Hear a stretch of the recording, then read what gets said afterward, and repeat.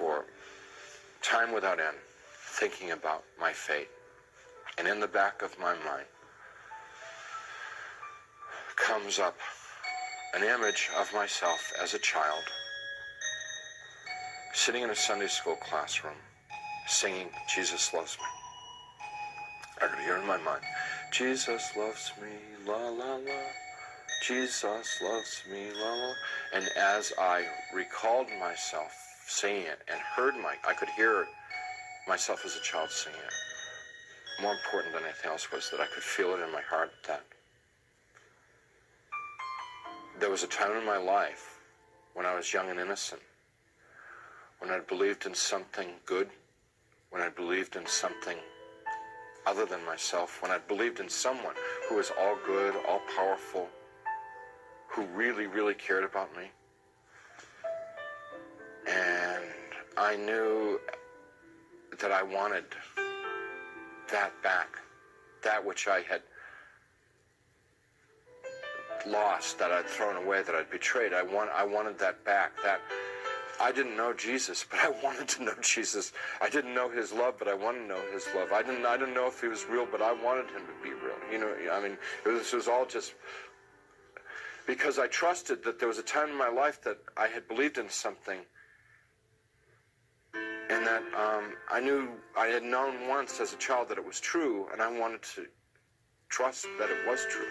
So I called out into the darkness, Jesus, please save me. Please, save me. And he came.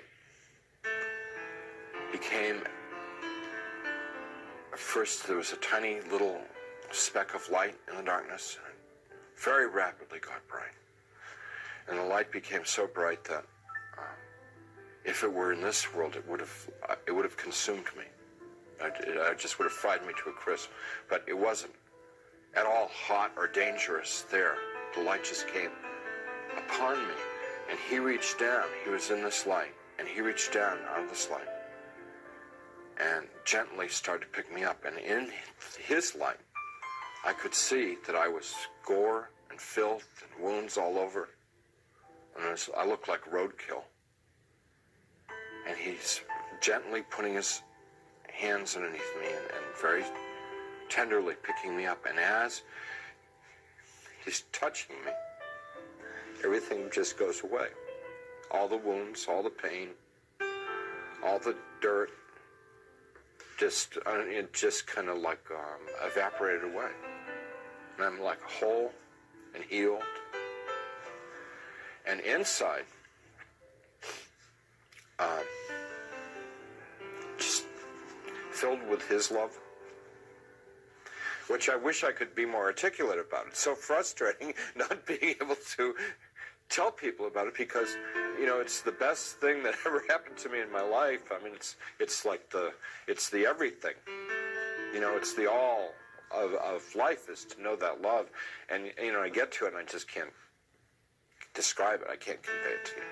So he's holding me and embracing me, rubbing my back, like a father would his son, like a mother would her daughter, just gently rubbing my back.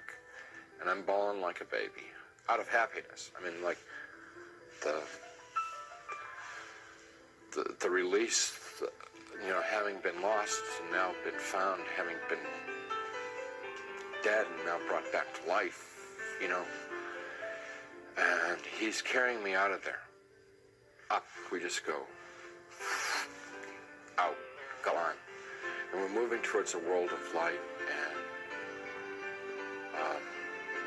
I began to have thoughts of tremendous shame that I've been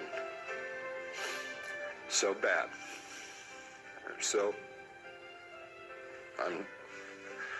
I thought of myself as dirt, garbage, filth. And I thought to myself, he's made a mistake. I don't belong here.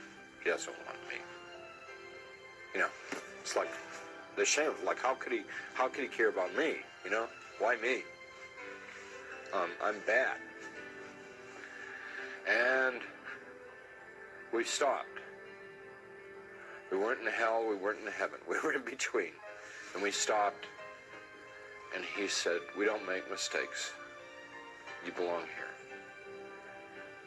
And we began to converse, and he was talking and telling me things, and he brought over some angels, and we went over my life from beginning to end.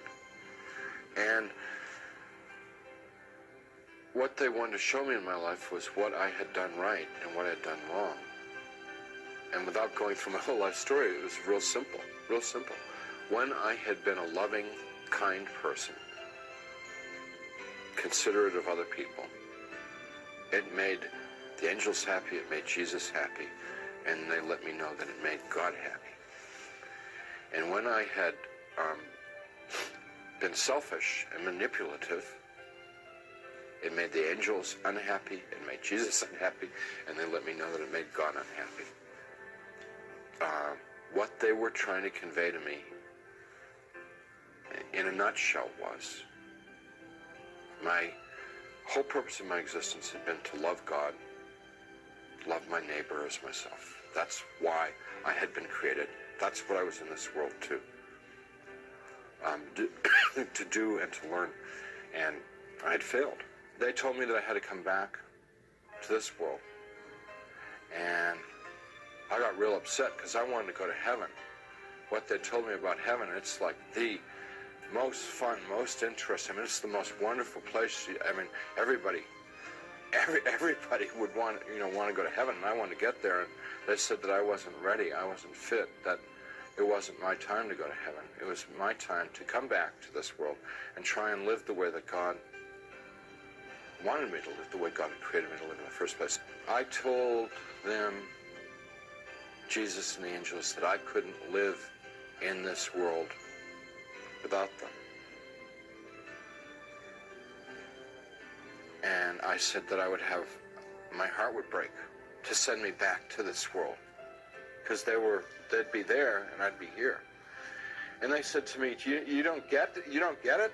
What is the matter? We were showing you all this, we would explain to you. We've always been there. We always have been there. We've always been with you all this time. And you've never been alone down there. I said, you've got to let me know that you're around once in a while. So they said, if I prayed and confessed my sins to God, and gave what I had, and what they meant by what I had was gave my worries, my cares, my hopes, my dreams, just gave it all up to God. That there would be times when they would be there, and I would know in my heart that they were there. Wouldn't necessarily see them or hear them, but I would feel the love like I felt it then.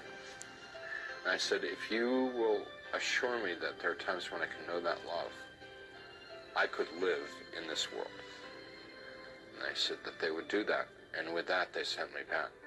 After the experience, the nurse who had been in the room a few minutes before and said they couldn't find a doctor, and they tried to get one the next time, she came running back to the room and she said, a doctor's arrived at the hospital, which was like, this is all pretty miraculous stuff, because this is now like 9:30 at night, around 9:30 at night. She said, doctor's arrived at the hospital, and we're going to have do surgery on you right away. And some orderlies and people came in, and they threw my wife out of the room. And it was very disturbing, because I was trying to tell them, and I wanted to tell my wife what had happened to me. So when I passed my wife in the hall on the gurney on the way to the surgery, I said, everything's going to be great. And she just started bawling, because she thought, like, that was like a dying man, you know. You know. Strange thing about the experience is the memory hasn't dulled at all. It's real intense.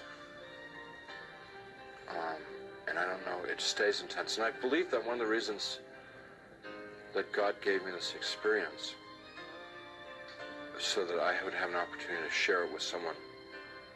I don't know who, I never know who, but I would have the opportunity to share it with somebody so that it could be of help to them.